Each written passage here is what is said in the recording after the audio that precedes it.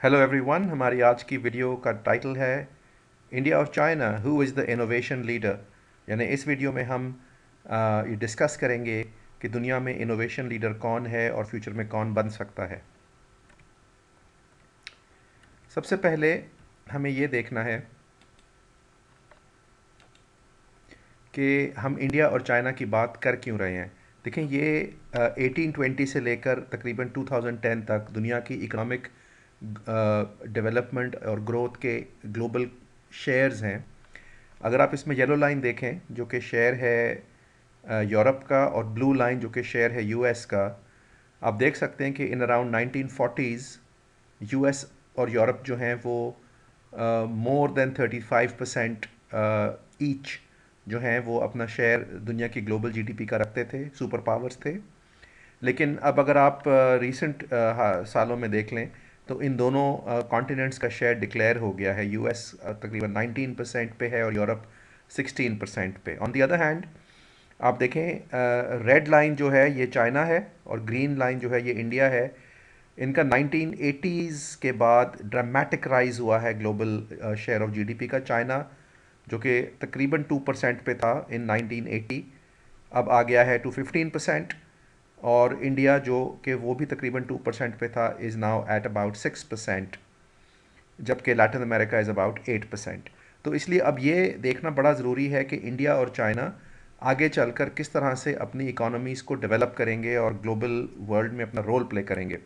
देखिए, ये समझना ज़रूरी है कि एक इमर्जिंग पावर जो होता है उसकी इकोनॉमी के तीन पिलर्स होते हैं, typically manufacturing, services and then innovation.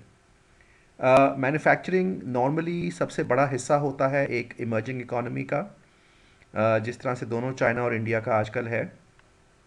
Services relatively कम होता है। और फिर इनोवेशन, इनोवेशन क्या चीज़ है इसको हम आगे चल के डिस्कस करेंगे, लेकिन ये बड़ी इंपॉर्टेंट कंपोनेंट होता है एक इमर्जिंग कंट्री का, जो कि मैन्युफैक्चरिंग और सर्विसेज दोनों पे असर डालता है।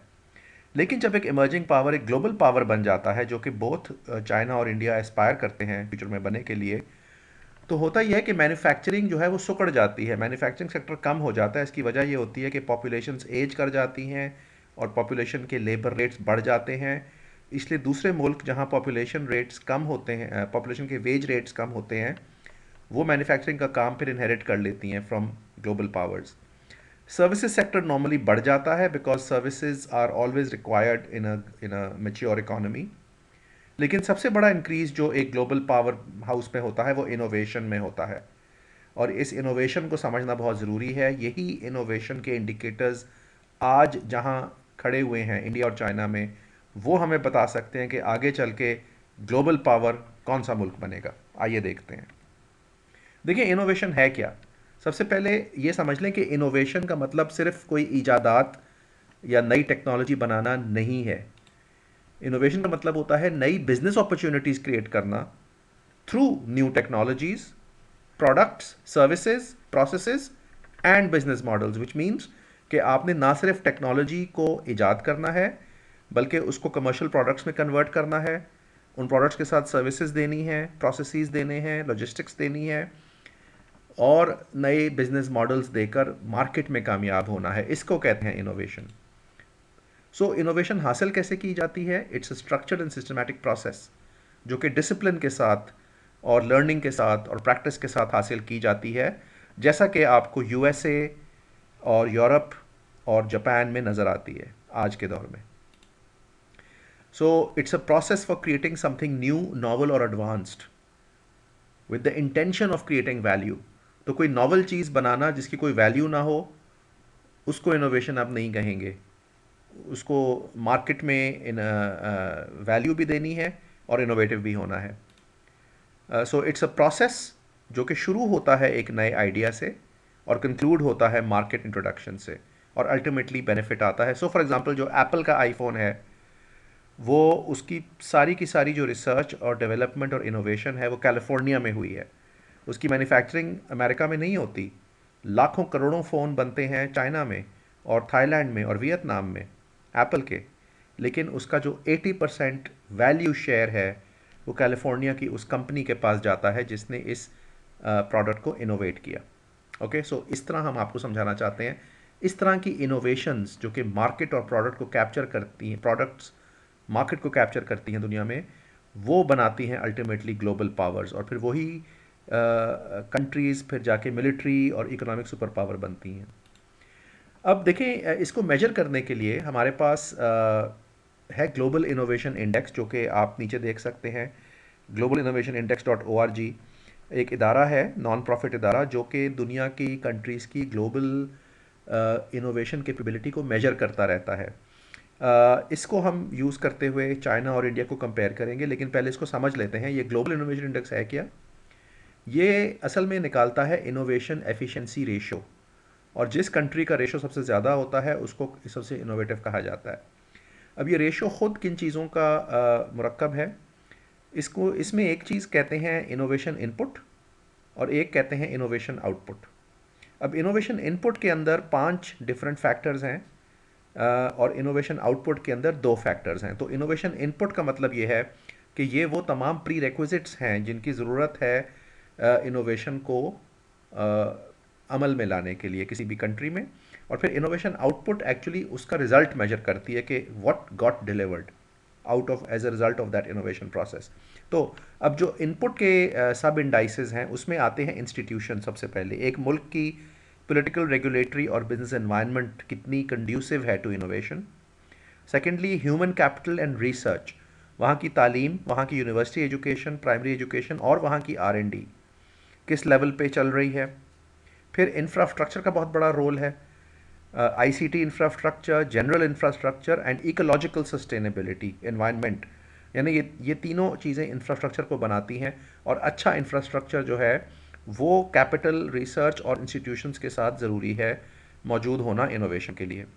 फिर अगली चीज़ आती है मार्केट सोफिस्टिकेशन, यानी उस मार्केट में जो लोग इनोवेशन या जो इदारे इनोवेशन करेंगे उनके लिए क्रेडिट है या नहीं है, फाइनेंशियल क्रेडिट, इन्वेस्टमेंट अपॉर्चुनिटीज़ हैं या नहीं है, और फिर ट्रेड कंपटीशन और मार्केट स्केल है या नहीं है। ठीक है, ये इंपॉर्टेंट है।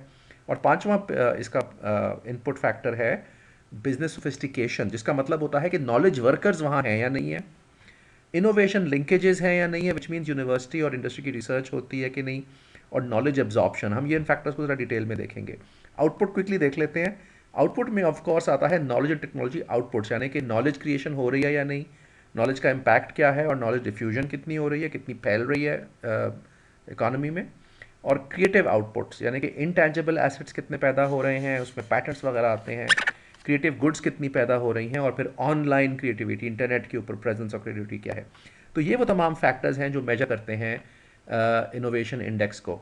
आइए आगे देखते हैं कि इंडिया और चाइना का अगर हम कंपैरिजन करें तो सबसे पहले जो पहला इनपुट फैक्टर था, आप ये देखें इंस्टीट्यूशंस, इसके अंदर ये नज़र आता है हमें कि पॉलिटिकल ओवरऑल स्कोर अगर आप देखें तो इंडिया का स्कोर है तकरीबन 51 और चाइना का है तकरीबन 55। तो from a institutional point of view India China तकरीबन बराबर ही हैं। लेकिन आप अगर थोड़ा सा माइक्रो फैक्टर देखें, political stability and absence of terrorism के अंदर चाइना का स्कोर इंडिया से काफ़ी आगे है। और उसकी वजह यही है कि इंडिया में वायलेंस और टेररिज्म काफ़ी होता है, जिसमें आपको मालूम है कश्मीर के इश्यूज़ हैं, माओइस्ट इश्यूज़ हैं एंड सो ऑन। इस पे हम ज़्यादा नहीं जाएंगे, लेकिन ओवरऑल इंस्टीट्यूशनली इंडिया और चाइना को हम इक्वल कंपैरिजन में देखते हैं। नेक्स्ट फैक्टर है हमारा ह्यूमन कैपिटल एंड रिसर्च। अब ह्यूमन कैपिटल के हवाले से ओवरऑल अगर आप देखें तो चाइना जो है वो 48 के स्कोर के साथ, बाय द वे ये 2016 के स्कोर्स हैं, चाइना जो है वो 48 के स्कोर के साथ इंडिया से आगे है, 32 के स्कोर पे है इंडिया। एजुकेशन में आप देखें, एजुकेशन एक्चुअली इंडिया की बहुत कमज़ोर मानी जाती है चाइना के मुकाबले में। चाइना स्कोर 72 करता है, इंडिया 26। ख़ास तौर पे जो असेसमेंट इन रीडिंग, मैथमेटिक्स और साइंस है, इसमें इंडिया बहुत ज़्यादा कमज़ोर है और चाइना बहुत ज़्यादा स्ट्रॉन्ग है। इस पे हम आगे भी आपको कुछ फैक्टर्स दिखाएंगे। फिर जो पीपल टू टीचर रेशो है उसमें भी इंडिया बहुत कमज़ोर है और चाइना बहुत स्ट्रॉन्ग है। और फिर जो यूनिवर्सिटी एजुकेशन है, लेकिन इसमें आप देखें इंडिया स्ट्रॉन्ग आता है compare to China with a score of 34 versus 14। Research and development overall China is definitely stronger than India, आपको यहाँ नज़र आ रहा है अकॉर्डिंग टू दिस। अच्छा, ये हैं यूनिवर्सिटीज़ की रैंकिंग इन द टॉप 400। तो आप देख सकते हैं कि चाइना की 15 यूनिवर्सिटीज़ हैं जो टॉप 400 के ये टॉप यूनिवर्सिटीज़ डॉट कॉम का क्यूएस रैंकिंग जिसको कहते हैं, जबकि इंडिया की हैं 7 यूनिवर्सिटीज़ जो कि टॉप 400 में आती हैं। तो टर्चरी एजुकेशन में हालांकि इंडिया की यूनिवर्सिटीज़ कम हैं लेकिन उनका स्कोर ज़्यादा है, विच मीन्स कि क्वालिटी ऑफ यूनिवर्सिटी एजुकेशन जो है इंडिया की वो चाइना के मुकाबले में on the whole on the average बेहतर है। अच्छा, अब ये जो स्कूल की एजुकेशन का मामला है इसमें अगर आप देखें, यहाँ पे ये किसको कहते हैं assessment in reading mathematics and science, जिसमें इंडिया को इन्होंने 0 स्कोर दिया है और चाइना को 100। उसकी एक बड़ी वजह यह है कि एक स्कोर होता है पीसा, ये हम बेसिकली बात कर रहे हैं प्राइमरी स्कूल 15 साल के बच्चों का टेस्ट होता है। पीसा का टेस्ट हुआ था जो कि इंडिया ने सिर्फ 2009 में लिया था, 2 स्टेट्स को भेजा था, हिमाचल प्रदेश एंड तमिलनाडु, और इंडिया के बच्चे बॉटम पे आए थे बिल्कुल दुनिया में। तो यहाँ से थोड़ा सा आइडिया होता है कि इंडिया का प्राइमरी स्कूल का सिस्टम की क्वालिटी बहुत कमज़ोर है। ये हैं रैंकिंग्स पीसा स्कोर की जो ओईसीडी वाले करते हैं, सॉरी। और इसमें आप देख सकते हैं कि दुनिया का बेस्ट स्कूलिंग सिस्टम जो है 15 साल के बच्चों के लिए वो आता है सिंगापुर, उसके बाद जापान, एस्टोनिया, फिर उसके बाद चाइनीज़ ताइपी जो कि आपको पता है ताइवान है, देन फिनलैंड, उसके बाद मकाओ जो कि हांगकांग का पार्ट है, उसके बाद Canada, then Vietnam, then Hong Kong, then China. China के 4 प्रोविंसेस थे, Beijing, Shanghai, Zhejiang and Guangzhou, इन्होंने भी बहुत हाई स्कोर किया। और फिर आप लिस्ट में देख सकते हैं कि यूनाइटेड स्टेट्स जो है वो काफ़ी नीचे रहा इसमें, और ये इस लिस्ट में तो आपको इंडिया नज़र नहीं आएगा क्योंकि इंडिया ने 2015 में ये 2015 के स्कोर में पार्टिसिपेट नहीं किया था। लेकिन आप देख सकते हैं कि यूनाइटेड स्टेट्स हालांकि इतना बड़ा इकोनॉमिक पावर हाउस और इनोवेशन का पावर हाउस है, लेकिन प्राइमरी स्कूल के स्कोर्स उसके काफ़ी ख़राब हैं। एनीवे, अब आगे चलते हैं, देखते हैं इंफ्रास्ट्रक्चर जो कि इनपुट है ग्लोबल इनोवेशन इंडेक्स का। उसमें अगर आप देखें तो अगेन ओवरऑल इंफ्रास्ट्रक्चर में चाइना जो है वो इंडिया से आगे है। इंफॉर्मेशन कम्युनिकेशन टेक्नोलॉजी इंफ्रास्ट्रक्चर में भी चाइना इंडिया से आगे है। जनरल इंफ्रास्ट्रक्चर में चाइना बहुत आगे है इंडिया से। और इकोलॉजिकल सस्टेनेबिलिटी के अंदर भी हालांकि चाइना में इतनी पोल्यूशन है लेकिन इंडिया फिर भी चाइना से पीछे है, और इसकी एक बहुत बड़ी वजह यह है कि इंडिया में एक बहुत बड़ी तादाद गरीब लोगों की रहती है जिनके पास प्रॉपर लिविंग और पानी और सैनिटेशन के मसले चलते रहते हैं। अच्छा, अब आगे देखते हैं ranking on market sophistication. Again इसमें देखें इंडिया और चाइना तकरीबन बराबर चल रहे हैं, यानी इंडिया की मार्केट काफ़ी सोफिस्टिकेटेड है, वहाँ पे लोगों को फाइनेंशियल क्रेडिट भी मिलता है, इन्वेस्टमेंट वगैरह मिलती है, और मार्केट साइज़ भी बहुत बड़ा है। नेक्स्ट देखें बिजनेस सोफिस्टिकेशन। इसमें आप देखें नॉलेज वर्कर्स जो हैं चाइना में बहुत ज़्यादा हैं इंडिया के मुकाबले में, उसका स्कोर बहुत हाई है। इनोवेशन लिंकेजेस के अंदर इंडिया बेहतर है चाइना से, जिसका मतलब है कि यूनिवर्सिटी इंडस्ट्री रिसर्च कोलैबोरेशन के अंदर इंडिया चाइना तकरीबन बराबर हैं। और फिर ये जो फैक्टर है जॉइंट वेंचर और स्ट्रेटेजिक अलायंसेस, इसमें जो है वो इंडिया चाइना से आगे है, जिसकी वजह से इनोवेशन लिंकेजेस में उसका स्कोर ज़्यादा आ रहा है। और फिर नॉलेज एब्जॉर्प्शन एक एरिया है जिसमें जिसमें कहते हैं intellectual property payments, high tech imports, ICT services वगैरह, उसमें इंडिया जो है वो चाइना से पीछे है। अच्छा, नेक्स्ट आउटपुट पे अब आप आते हैं, तो नॉलेज एंड टेक्नोलॉजी आउटपुट्स के अंदर अगेन आप देखें कि चाइना इंडिया से आगे है। नॉलेज क्रिएशन में ख़ास तौर पर आप देखें बहुत ज़्यादा आगे है, 65 आउट ऑफ 14 वर्सेस 14। इसमें आते हैं patents, PCT, international applications, scientific technical publications वगैरह वगैरह।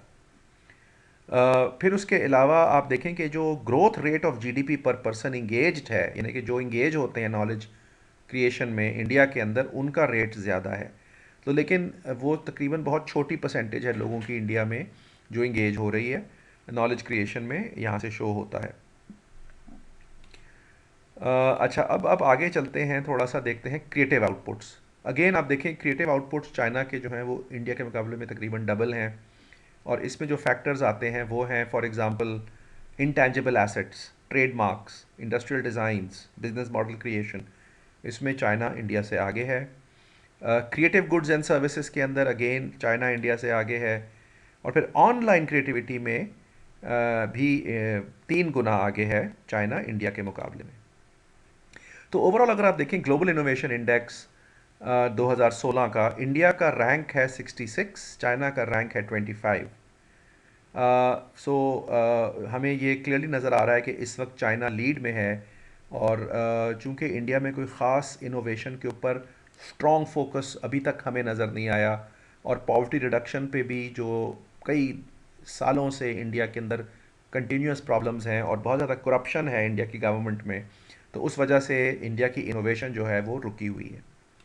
आपको क्विकली ये भी दिखा दें कि 2016 की जो ग्लोबल इनोवेशन इंडेक्स की रिपोर्ट थी, इसमें चाइना का वर्ल्ड में रैंक 25 है। ऑफ कोर्स नंबर 1 पे आप देखें स्विट्ज़रलैंड है, उसके बाद Sweden, UK, US, Finland, Singapore, Ireland, Denmark, Netherlands, Germany.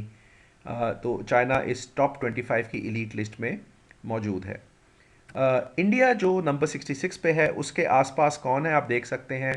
Countries हैं जैसे Bahrain, Yugoslavia, Vietnam, Armenia, Mexico, Uruguay, Georgia, Serbia and so on. ठीक है।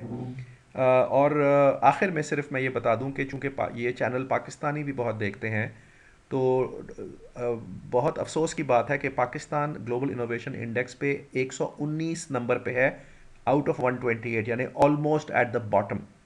और सिर्फ 7-8 मुल्क हैं जो पाकिस्तान से वर्स हैं, जिसके अंदर आते हैं Venezuela, Benin, Burkina Faso. I mean ये वो मुल्क हैं जिनका कोई इम्पैक्ट दुनिया पे नहीं है। हालांकि पाकिस्तान जो कि इतनी इम्पॉर्टेंट कंट्री अपने आप को दुनिया की मानता है, वो ग्लोबल इनोवेशन पे दुनिया से कितना पीछे रहा हुआ है। और इसकी वजूहात हम आपको किसी और वक्त बताएंगे। Obviously bad governance, bad education, bad corruption and many other factors. Anyway, thank you for this listening to this presentation, और हमारे चैनल को सब्सक्राइब ज़रूर कीजिएगा। Thank you, bye bye.